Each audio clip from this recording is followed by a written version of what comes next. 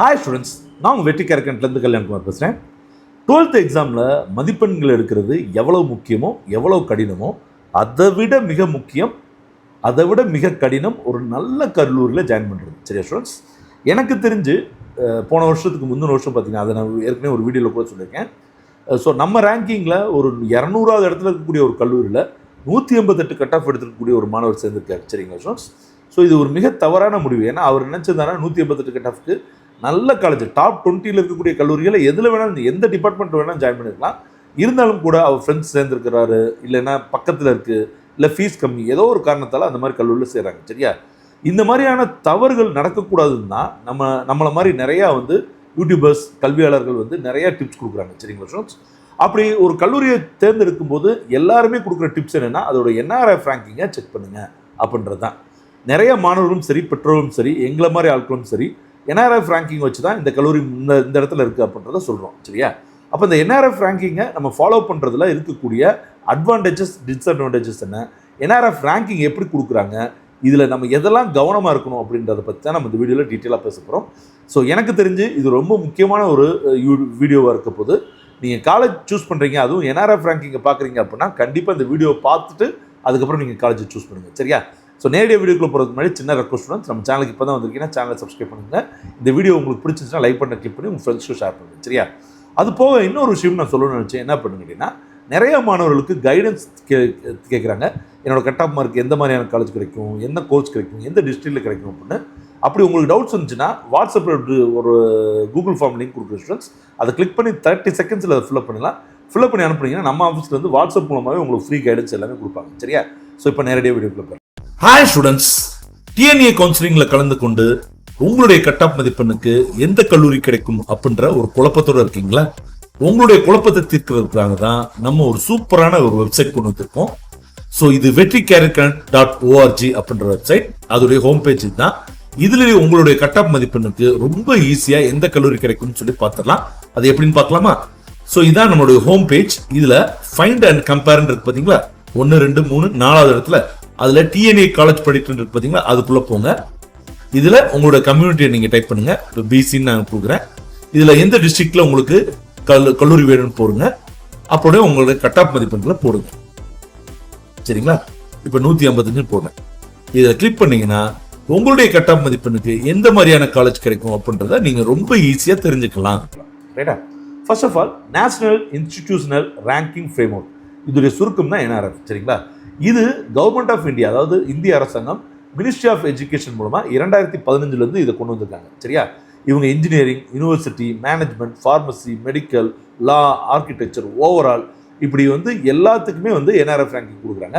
இதை நீங்கள் www.nrfindia.org பார்க்கலாம். எல்லாமே பப்ளிக்காக பப்ளிஷ் பண்ணியிருப்பாங்க. சரியா ஸ்டூடெண்ட்ஸ்? ஸோ இந்த ஓவரால் இருக்குது பார்த்தீங்களா? அது என்னென்னா, சில யூனிவர்சிட்டிஸில் எல்லாமே இருக்கும். ஆர்ட்ஸ் இருக்கும், ஆர்ட்ஸ் அண்ட் சயின்ஸ் இருக்கும், இன்ஜினியரிங் இருக்கும், அந்த மாதிரி ஓவராலுக்கும் கொடுக்குறாங்க. சரியா ஸ்டூடெண்ட்ஸ்? ரைட், அடுத்து போகலாம். ஸோ இப்போ என்ன பேராமீட்டர்ஸில் இவங்க ரேங்கிங் கொடுக்குறாங்கன்றதை பார்த்துடலாம். சரியா? First teaching, learning and resources, இது TLRன்னு சொல்லுவாங்க. இதுக்கு தான் 30% கொடுக்குறாங்க. ஃபேக்கல்ட்டி ஸ்டூடெண்ட் ரேஷியோ எப்படி இருக்குது, அதாவது ஒரு ஃபேக்கல்ட்டி இவ்வளோ ஸ்டூடெண்ட்ஸ்க்கு இவ்வளோ டீச்சர்ஸ் இருக்காங்க அப்படின்ற ரேஷியோ, ஃபேக்கல்ட்டியோட குவாலிஃபிகேஷன், ஃபினான்சியல் ரிசோர்ஸஸ் இதெல்லாம் பார்க்குறாங்க. ரிசர்ச் அண்ட் ப்ரொஃபஷனல் ப்ராக்டிஸ், RPன்னு சொல்லுவாங்க. இது 30% கொடுக்குறாங்க. ரிசர்ச் ப்ராசஸ் எவ்வளவு, சிட்டேஷன் எவ்வளவு, பேட்டர்ன்ஸ் எவ்வளவு, PhD அவுட்புட் எவ்வளவு அப்படின்னு. நிறைய மாணவர்களுக்கு தெரியாத விஷயம் என்னென்னா, நம்ம ஒரு கல்லூரி சூஸ் பண்ணும்போது அந்த கல்லூரி ரிசர்ச்சில் எவ்வளோ ஸ்ட்ராங்காக இருக்குன்றதையும் பார்க்கணும். எத்தனை பேட்டன் ரைட் வாங்கியிருக்காங்க, எவ்வளோ ரிசர்ச் பப்ளிகேஷன்ஸ் பண்ணியிருக்காங்க, இது நிறைய மாணவர்களுக்கு தெரியறதில்ல. பட் நான் ஒவ்வொரு காலேஜை பற்றி சொல்லும்போது ரிசர்ச் டீட்டெயிலும் சொல்லுவேன். நீங்கள் பார்க்கணுன்னு நினச்சிங்கன்னா நம்மளோட பழைய வீடியோஸ்லாம் போய் பாருங்கள். சரி ஸ்டூடெண்ட்ஸ்? அதுக்கப்புறம் கிராஜுவேஷன் அவுட்கம்ஸ்னு சொல்லுவாங்க, GO. இதுக்கு 20% கொடுக்குறாங்க. எவ்வளோ பிளேஸ்மெண்ட் கிடச்சிருக்கு, மீடியம் சேலரி எவ்வளவு, ஹையர் ஸ்டடீஸ்க்கு எவ்வளோ போயிருக்காங்க, பாஸ் பர்சன்டேஜ் எவ்வளோ அப்படின்றதுலாம். அதுக்கப்புறம் அவுட்ரிச் அண்டு இன்க்ளூசிட்டிவ் அப்படின்னு சொல்லுவாங்க, OIன்னு. இதில் 10% கொடுக்குறாங்க. Women students, regional diversity, economically weaker students எவ்வளோ படிக்கிறாங்க, டிசேபிலிட்டிக்கு என்னென்ன ஃபெசிலிட்டிஸ் கொடுக்குறாங்க, அது மாதிரி. அதுக்கப்புறம் பெர்செப்ஷன்றது கண்ணோட்டம். இந்த கல்லூரியை எந்த கண்ணோட்டத்தில் பார்க்குறாங்க, உதாரணத்துக்கு survey of employers, academics and publics, இவங்ககிட்ட எடுக்கக்கூடிய இதெல்லாம் வச்சுட்டு ஒரு 10% கொடுக்குறாங்க. இதெல்லாம் சேர்ந்து தான் NRF ரேங்கிங்க்கு இருக்கக்கூடிய பேராமீட்டர்ஸ். சரிங்களா ஸ்டூடெண்ட்ஸ்? ஸோ இப்போ இந்த NRF அப்படின்றது என்னென்ன விஷயங்களை இப்போ நல்லா பண்ணிகிட்டு இருக்காங்கன்றதை முதல்ல பார்த்தோன்னா, இந்த டாப் 25 இருக்குது பார்த்தீங்களா, இதெல்லாம் பார்த்தீங்கன்னா 98% அக்யூரேட் வந்து டீட்டெயில்ஸ் தான் இருக்கும். சரிங்களா, நீங்கள் அதை பயப்படவே வேண்டாம். சரிங்களா ஸ்டூடெண்ட்ஸ், அதே மாதிரி ஒவ்வொரு காலேஜையும் வந்து பார்த்தீங்கன்னா அவங்களோட டேட்டாவை பப்ளிஷ் பண்ண சொல்லி ஃபோர்ஸ் பண்ணுறாங்க. நிறைய இதெல்லாம் பார்த்தீங்கன்னா பப்ளிஷ் பண்ணவே மாட்டாங்க. சரிங்களா, பிளேஸ்மெண்ட்டுன்னு சொல்லிட்டு என்னமோ ஒன்று போட்டிருப்பாங்க, ஆனால் உள்ளே போய் பார்த்தீங்கன்னா வேறையாக இருக்கும். இப்போல்லாம் என்ன பண்ணிட்டாங்கன்னா கம்ப்ளீட்டாக பப்ளிஷ் பண்ணி தான் ஆகணும். நீங்கள் என்ஆர்எஃப்க்கு அப்ளை பண்ணிங்கன்னா கண்டிப்பாக பப்ளிஷ் தான் பண்ணி அப்படின்ற போட்டாங்க. அதுமாதிரி மீடியம் சேலரி, பிளேஸ்மெண்ட் பர்சன்டேஜ் எல்லாம் வந்து கவர்மெண்ட் போர்ட்டல்ஸ்லேருந்து கிராஸ் வெரிஃபிகேஷன் பண்ணலாம். அதுமாதிரி ரிசர்ச், பேட்டன் ரைட் இதெல்லாம் வந்து பார்த்தீங்கன்னா Scopus, web of science, IPR India இதுலேருந்து டெரைவ் பண்ணுறதுனால மேக்ஸிமம் கல்லூரிகள் ஏமாத்துறது கொஞ்சம் குறைஞ்சிருக்கு. சரிங்க ஸ்டூடெண்ட்ஸ், அதேமாதிரி பெர்செப்ஷன் சர்வேவும் பார்த்தீங்கன்னா கிட்டத்தட்ட 5000க்கும் அதிகமான சர்வே எடுக்கிறாங்க. சரி ஸ்டூடெண்ட்ஸ், ஸோ இதெல்லாம் வந்து என்ஆர்எஃப் ரொம்ப நல்லா பண்ணிட்டு இருக்காங்க அப்படின்னு சொல்லலாம். ஸோ ஆக்சுவலாக அப்போ என்ஆர்எஃப்ல எல்லாமே கரெக்டாக இருக்குன்னா கண்டிப்பாக அவங்க கரெக்டாக இருக்கிறது தான் ட்ரை பண்ணிட்டு இருக்காங்க. பட் சில கல்லூரிகள் நிறையா மேனிப்புலேட் பண்ணுறாங்க. அது என்னன்றதை பார்த்துக்கணும். அதாவது நிறைய விதத்தில் ஏமாத்துறாங்க. அது எப்படின்னு பார்க்கலாம். இப்போ பார்த்தீங்கன்னா பிளேஸ்மெண்ட்டில் வந்து பார்த்தீங்கன்னா இந்த இன்டர்ன்ஷிப் கிடச்சிருக்கும் அவங்களுக்கு பார்த்தீங்கன்னா 8000லேருந்து 12,000 வரைக்கும் தான் ஸ்டைஃபன் கொடுத்துருப்பாங்க.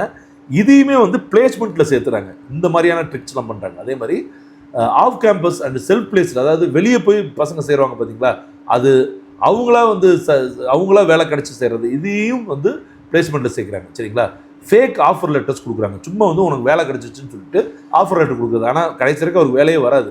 ஸோ இது மாதிரி 2024 7 கல்லூரிகளை பிடிச்சிருக்காங்கன்னா பார்த்துக்கோங்க இந்த மாதிரி பண்ணுறது. அதே மாதிரி ஃபாரின்லேருந்து வரக்கூடிய ஃபேக்கல்ட்டிஸ் இருக்காங்க பார்த்தீங்களா, அவங்க கிளாஸ்லாம் நடத்த மாட்டாங்க, ஜஸ்ட் காலேஜுக்கு வந்து விசிட் பண்ணுவாங்க இல்லையா, அவங்களையும் வந்து இவங்க என்ன பண்ணிடுறதுன்னா ஃபேக்கல்ட்டியில் சேர்த்துக்கிறது. அதே மாதிரி நிறைய பேட்டர்ன், ஒரு பேட்டர்ன்ட்டை வச்சுக்கிட்டு அதையே நேம் மாற்றிட்டு டிஸ்கிரிப்ஷனை மாற்றி நிறைய பேட்டர்ன் இருக்க மாதிரி காமிக்கிறது. 3000-4000 ஸ்டூடெண்ட் மாதிரி படிக்கிற மாதிரி காமிக்கிறது. பட் 1000 ஸ்டூடெண்ட் தான் அங்கே படிச்சுட்டு இருப்பாங்க. இந்த மாதிரியான மேனிப்புலேஷன் டெக்னிக்ஸை நிறைய கல்லூரிகள் ஃபாலோ பண்ணுறாங்க. சரி ஸ்டூடெண்ட்ஸ், ஸோ இப்போது இதில் யார் யார் ஈஸியாக சீட் பண்ணுறாங்கன்னு பாருங்கள். இந்த 50 to 300 ரேங்க்கில் இருக்காங்க பார்த்தீங்களா, இந்த கல்லூரியில் தான் இந்த தவறுகள் நிறைய நடக்குது. அதே மாதிரி 2015 அப்புறம் ஆரம்பித்த யூனிவர்சிட்டிஸ் இருக்குது பார்த்தீங்களா, ப்ரைவேட் யூனிவர்சிட்டிஸ், அவங்களாம் இது ரொம்பவே சிறப்பாக பண்ணியிருக்காங்க. அதே மாதிரி தமிழ்நாடு, ஆந்திரா, கர்நாடகத்தில் இருக்கக்கூடிய நிறைய டீம்டு டு பி யூனிவர்சிட்டிஸ் இந்த மேனிப்புலேஷன் டெக்னிக்கை ரொம்பவே விகரஸாக ஃபாலோ பண்ணுறாங்க. சரிங்க ஸ்டூடெண்ட்ஸ், அதே மாதிரி வந்து பார்த்தீங்கன்னா இந்த டாப் 50 இருக்காங்க பார்த்தீங்களா, அவங்க வந்து அந்த கல்லூரிகள் வந்து மேக்ஸிமம் வந்து ஏமாத்துறதுக்கு வாய்ப்பு ரொம்ப கம்மி. அது என்னன்றதை நம்ம தனியாக இன்னொரு வீடியோவில் போடுவோம். சரிங்க ஸ்டூடெண்ட்ஸ், ரைட். அப்போ கவர்மெண்ட் இதெல்லாம் ஃபிக்ஸ் பண்ணுறதுக்கு நடவடிக்கை எடுத்துருக்காங்களான்னு கேட்டிங்கன்னா எஸ், அஃப்கோர்ஸ் நிறைய நடவடிக்கை எடுத்துருக்காங்க. சர்ப்ரைஸ் ஆடிட் வந்து 2024 தொடங்கியிருக்காங்க. திடீர்னு போய் காலேஜ் போய் வெரிஃபை பண்ணுறது. சரிங்களா, அதே மாதிரி 2024 பிடிப்பட்ட 11 காலேஜுகளை ரேங்கை வந்து ஃப்ரோஸ் பண்ணியிருக்காங்க. அதே மாதிரி பிளேஸ்மெண்ட் டேட்டா வந்து ஒவ்வொரு தடவையும் இபிஎஃப்ஓ, என்பிஎஸ் கூட கண்டிப்பாக என்ன பண்ண சொல்லியிருக்காங்க, மேட்ச் பண்ண சொல்லியிருக்காங்க. சரியா, இது கொஞ்சம் மெதுவாக தான் நடக்கும். ஏன்னா கிட்டத்தட்ட லட்சக்கணக்கான மாணவர்கள் படிக்கக்கூடிய விஷயம் இல்லையா, அதனால் கொஞ்சம் மெதுவாக தான் நடக்குது. அதேமாதிரி ஸ்கோப்பஸ், வெப் ஆஃப் சயின்ஸ் இவங்க மூலமாக ரிசர்ச் பேப்பரை டைரெக்டாக செக் பண்ணுறாங்க. அதே மாதிரி ஆதார் வெரிஃபிகேஷனை வச்சு பெர்செப்ஷன் சர்வேவையும் அவங்க பார்த்துக்கிறாங்க. சரியா ஸ்டூடெண்ட்ஸ், ஸோ இதெல்லாம் வந்து கவர்மெண்ட் வந்து எடுத்துக்கக்கூடிய மெசர்ஸ். சரிங்களா, இது அவாய்ட் பண்ணுறது. ரைட்டா, சரி சார், அப்போ நம்ம எப்படி சார் என்னதான் சார் பண்ணுறது, என்ஆர்எஃப் ரேங்கிங்லேயும் சில தவறுகள் இருக்குன்றீங்க, அப்போ என்ன பண்ணுறதுன்னா நான் சொல்கிற மாதிரி சில விஷயங்களை ஃபாலோ பண்ணுங்கள். அதாவது 30% என்ஆர்எஃப் ஒரு கல்லூரியை சூஸ் பண்ணிங்கன்னா என்ஆர்எஃப் ரேங்கிங்னு ஒரு 30 மார்க் கொடுங்க. சரியா, அதில் எவ்வளோ அப்படின்னு பார்த்துங்க. சரியா, 25 மார்க் எது கொடுங்கன்னா மீடியம் சேலரி, லாஸ்ட் 3 இயர்ஸ் உடைய மீடியம் சேலரி பாருங்கள்.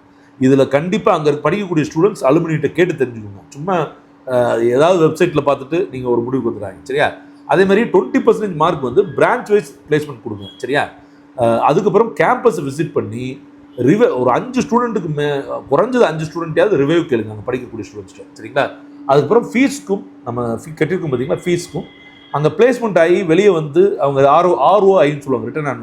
உதாரணத்துக்கு நான் ஒரு 4 லட்ச ரூபா ஃபீஸ் கட்டியிருக்கேன், இதை வந்து நான் வேலைக்கு சேர்ந்து 2 வருஷத்தில் அந்த சம்பாதித்தை எடுத்துட்டேன்னா அது என்ன சொல்லுவாங்கன்னா 2 இயர்ஸில் ROI வருது அப்படின்னு சொல்லுவாங்க. இதெல்லாம் நீங்கள் பார்த்துக்கணும். சரியா ஸ்டூடெண்ட்ஸ், இப்படி நீங்கள் ஒரு மார்க் கொடுத்து ஒரு கல்லூரியை சூஸ் பண்ணுங்கள். சரியா, கடைசியாக நான் கொடுக்கக்கூடிய கோல்டன் ரூல் முக்கியமாக டிஎன்ஏ ஸ்டூடெண்ட்ஸ்க்கு என்னென்னா, டாப் 20, டாப் 25 கூட எடுத்துக்கோங்களேன். டாப் 25ல் என்ஆர்எஃப் இருக்குன்னா நீங்கள் கண்ணை மூடிட்டு அந்த கல்லூரியில் ஜாயின் பண்ணலாம். சரியா, அதே 25 to 75 இதில் 20 போட்டிருக்கேன். 25 to 75னா சிஎஸ்சி, ஐடி, இசி தாராளமாக சேருங்க. 75 to 200னா கண்டிப்பாக ஒரு 5 ஸ்டூடெண்ட்டையாவது அங்கே படிக்கக்கூடிய ஸ்டூடெண்ட்ஸ் கேட்டு சேருங்க. 200க்கு மேலே அந்த ரேங்க் இருக்குன்னு வச்சுக்கோங்களேன், அந்த கல்லூரியோடைய என்ஆர்எஃப் ரேங்க் 200 இருக்குன்னா அந்த ரேங்க் அப்படியே ஓரமாக வச்சுட்டு நீங்கள் நேரடியாக கல்லூரியில் போய் எல்லாத்தையும் கிராஸ் வெரிஃபிகேஷன் பண்ணுங்கள். வேறு வழியே கிடையாது. ஏன்னா இதுதான் உங்கள் வாழ்க்கையை தீர்மானிக்கக்கூடிய மிக முக்கியமான விஷயம். சரியா ஸ்டூடெண்ட்ஸ், ஓகே ஸ்டூடெண்ட்ஸ், இந்த வீடியோ கண்டிப்பாக உங்களுக்கு யூஸ்ஃபுல்லாக இருக்குன்னு நம்புறேன். அப்படி யூஸ்ஃபுல்லாக இருந்துச்சுன்னா லைக் பண்ண கிளிக் பண்ணி உங்கள் ஃப்ரெண்ட்ஸ்க்கு ஷேர் பண்ணுங்கள். கண்டிப்பாக இதில் நிறைய டவுட்ஸ் வரும். டவுட்ஸ் வந்துச்சுன்னா கண்டிப்பாக வந்து என்ன பண்ணுங்கள், கமெண்ட் பாக்ஸில் கமெண்ட் பண்ணுங்கள். அடுத்தடுத்த வீடியோ வச்சுக்கின்னு சந்திப்போம். நன்றி, வணக்கம், பாய்.